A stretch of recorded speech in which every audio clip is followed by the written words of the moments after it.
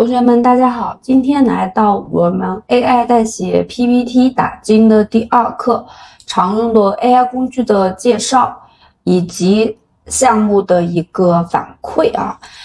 这个呢，大家想一想，自己平时有没有碰到，就是说面对空白的 PPT， 不知道从哪里下手。你如果是说人工去这里找素材，那你去修改还要绞尽脑汁去写，最后还是不满意，对不对？那我们今天跟大家讲的这个呢，就是实操的一个玩法，如何让 AI 来赋能你做 PPT 制作，让你无痛搞定一份 PPT， 并且制作的一个 PPT 的一个手艺还能去变现。我目前带的一些写作训练营很多学员最高的订单额有超10万。当然了，它这个是工作室操作的，不是单人的啊。大家可以看我们这个闲鱼里面是12543，这个是1482，这个是9843，这个是工作室的有1000一单的 PPT 所以说一单就相当于别人的10单了，对不对？那 PPT 的制作一般单价都是100块以上，最高的能够破万。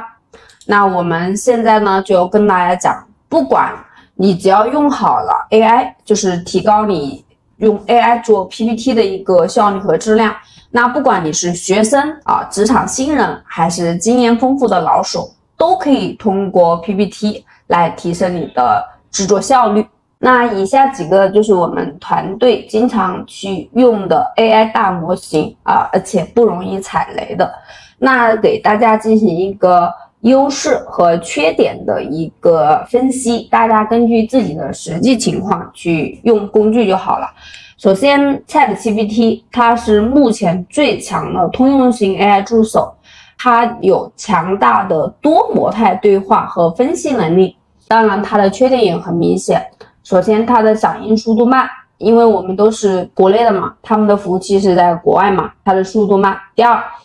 它对长文本特别不太友好分析不清楚，对中文理解比较弱。那第三就是需要科学上网，这个懂的都懂，国内是不能直接使用的。那第二个就是 Kimi 的话是我特别喜欢的一个工具，它有长文本的一个分析和文件优化功能，就是它的整理和总结功能是特别厉害。然后呢，输出速度特别的快，而且是免费的。Kimi 的话是清华大学旗下的一款研发出来的，属于国产之光。它偶尔的理解能力呢会弱于 ChatGPT， 然后偶尔会运到长文本，你把它丢过去，然后呢它直接原封不动的给你发过来，成了一个复读机。这种情况下，你直接再新建一个对话就可以解决了。第三个就是 Claude， 这个的话呢，它的长文本生成能力也很强，然后呢思维灵活，文笔自然，然后呢就是说那种 AI 化特别弱，它没有很浓的 AI 味，人味很满。但是呢有一个不好的，就是说它也是属于国外的，也是容易封号，而且没有多模态能力，然后呢也需要科学上网。那第4个就是 Meta AI 这个也很好用，它是国产的，然后呢是后起之秀，它的搜索结果很精准，没有什么广告，响应速度也很快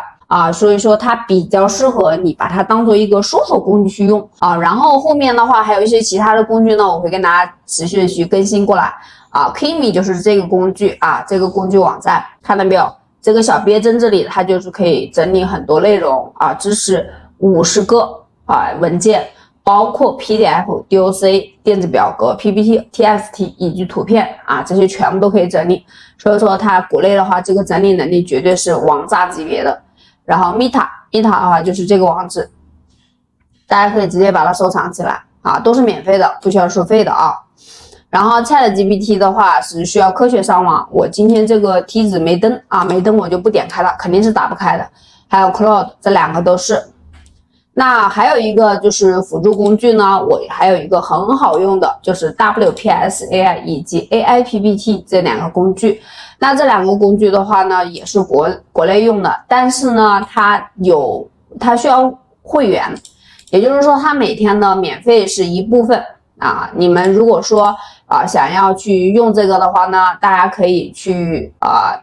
如果需要会员功能，你们可以去闲鱼上去买那个共享账号，它的会员比较便宜。你像 WPS 我们共用的话，1个月才5块钱。然后它 AI PPT 的主要功能就是可以一键生成大纲然后呢可视化的思维导图它也可以生成，支持多种格式的文档上传。然后呢，有很多模板可以供你选择，可以一键排版